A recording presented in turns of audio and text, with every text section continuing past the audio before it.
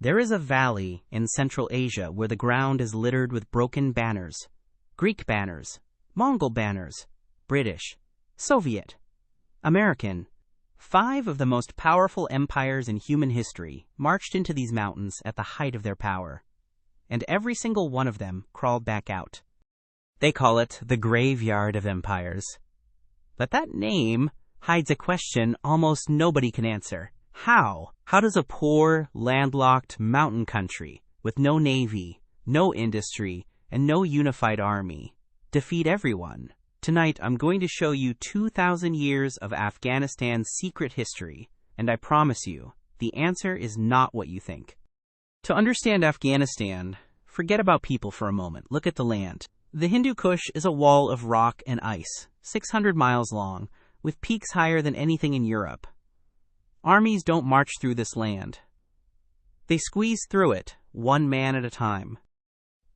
And the land fights back. Mountain passes so narrow a dozen defenders can hold off thousands. Winters that bury entire columns in snow. Summers that melt them. Air so thin that lowland soldiers collapse just walking uphill. And beneath it all, a hidden world of caves where the defenders can vanish like smoke. But here's the real secret. Afghanistan was never one country to conquer. It's 1,000 tiny worlds, isolated valleys, each with its own tribe, its own chief, its own rules. You can capture the capital. You can crown your own king. It changes nothing. There is no single head to cut off.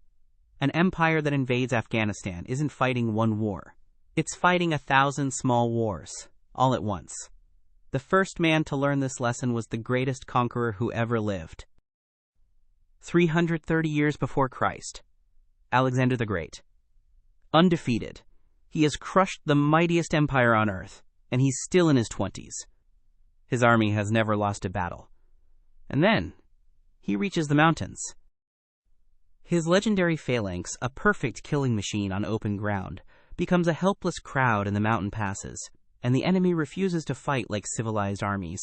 They strike at night, steal his supplies, and vanish into the cliffs. For the first time in his life, Alexander is fighting an enemy he cannot see. It all comes down to a fortress on top of a sheer cliff, so high the defenders laughed at him. "Find soldiers with wings," they shouted down. So Alexander offered a fortune to any man who could climb. 300 volunteers scaled the ice wall at night with nothing but ropes and tent pegs.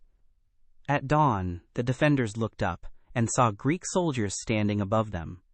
But here's what the legends don't tell you.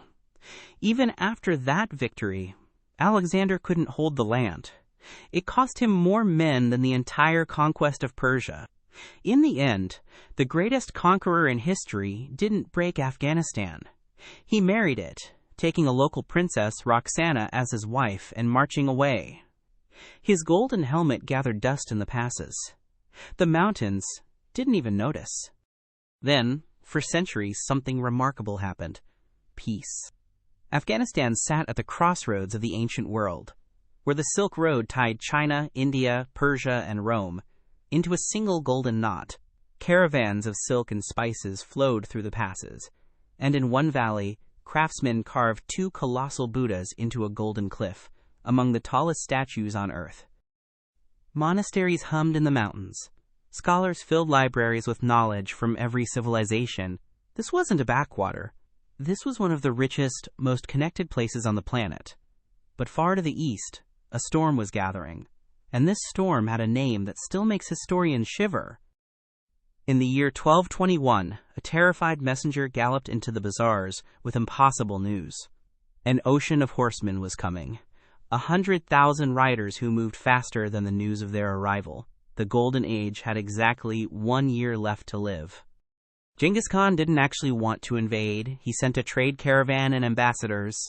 The local ruler stole the goods, shaved the ambassadors' beards, and sent them home humiliated. Historians agree. It was the single worst decision in the history of the medieval world. What came next wasn't a conquest. It was an erasure. Cities that had stood for 1,000 years were not captured. They were deleted. At the city of Bamiyan, where the Khan's favorite grandson was killed by an arrow, Genghis ordered that nothing be left alive. Then he had the ruins plowed into farmland, removing the city from the map itself. But look up.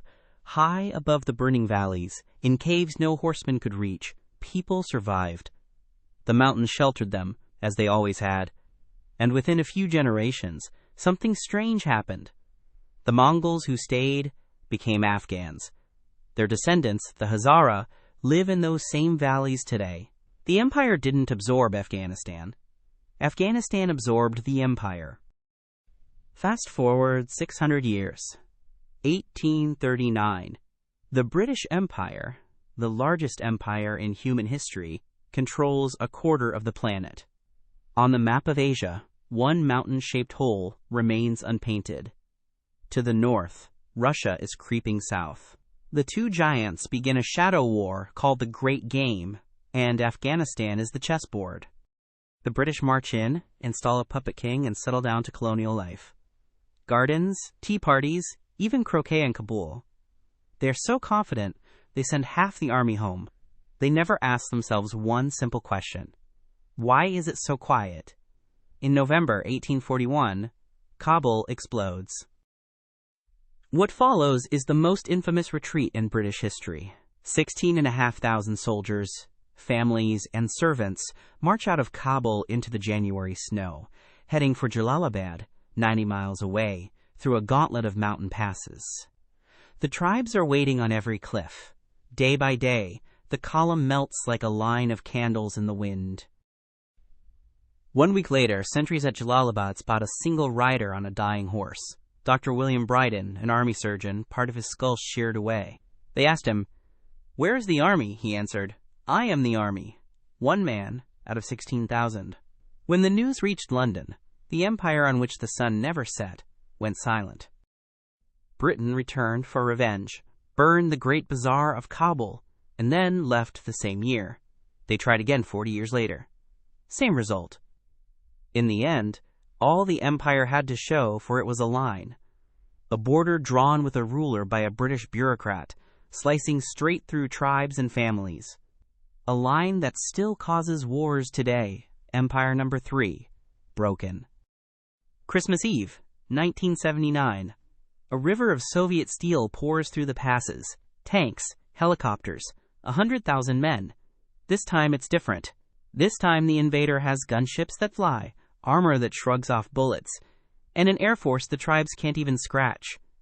On paper, the war should last weeks. The old men in the villages just watched the tanks roll past and shook their heads. Because the mountains don't care about technology. The fighters simply went underground, into the same cave networks their ancestors used against Alexander. The mighty gunships circled over empty rocks. And then, in 1986, everything changed. A missile you could carry on your shoulder. Suddenly, one shepherd on a ridge could erase $1 million helicopter with a single line of light. The hunters became the hunted. 10 years, 15,000 Soviet soldiers dead, billions drained from an economy already cracking. Soviet mothers began asking questions the government couldn't answer. In February 1989, the last Soviet general walked back across the border bridge and never looked back. A boy stood by that road, watching the last tank leave, holding his father's hat, victorious in a land of ruins. 2 years later, the Soviet Union itself shattered into 15 pieces. Think about that. The superpower didn't just lose the war, it stopped existing. And the mountains? The mountains hadn't changed at all. But this time, victory turned into tragedy. The liberators turned their guns on each other. A decade of civil war and darkness followed. Kites banned, music banned, history itself dynamited. And then, one blue September morning, on the other side of the world, 2 shadows crossed the sky, and everything changed again. October 2001. The most powerful military in human history arrives. Stealth jets, drones, satellites that can read a license plate from space. A space-age armada against the same rocks that broke Alexander. Over 20 years, America would pour more than $2 trillion into these mountains. Adjusted for scale, more than the Marshall Plan that rebuilt all of Europe. and the coins just vanished into the cracks. The war became a carnival game no one could win. Clear a valley. The fighters melt into the hills. Leave. They flow back like water. Meanwhile, an American soldier shares tea with a village elder whose grandfather fought the British, and whose ancestor watched Alexander pass. For the locals, this wasn't a new war. It was just the next empire. Some American soldiers finished their tours, went home, raised children, and then their children deployed to the same valleys. And then, in August 2021, it simply ended. Not with a final battle, with a switch being turned off. The world watched one airport become the last door out of a 20-year war. On August 30th, 1 minute before midnight, the last American general walked up the ramp of the last cargo plane. Empire number 5. The shelf is full. So now you know the story. But what's the real answer? Why could no one conquer this place? Reason 1. The land itself is a fortress. Every valley a wall, every winter a siege. Reason 2. There is no head to cut off. Capture the capital, and you've captured nothing but a city. Reason 3. Time. Every invader is on a clock, counting coins, counting votes, counting bodies. The Afghans are home. They count. Nothing. As the saying goes, you have the watches. We have the time. And reason 4, the deepest one. No empire was ever actually defeated by Afghanistan. They defeated themselves. They all arrived strong and bled themselves weak, fighting a place that simply refused to become anything other than what it was. The Greeks called these mountains impossible. The British called them cursed. The Soviets called them a wound. The Americans called them the forever war. The Afghans just call them home. Empires rise, conquer the world, and shatter against these rocks.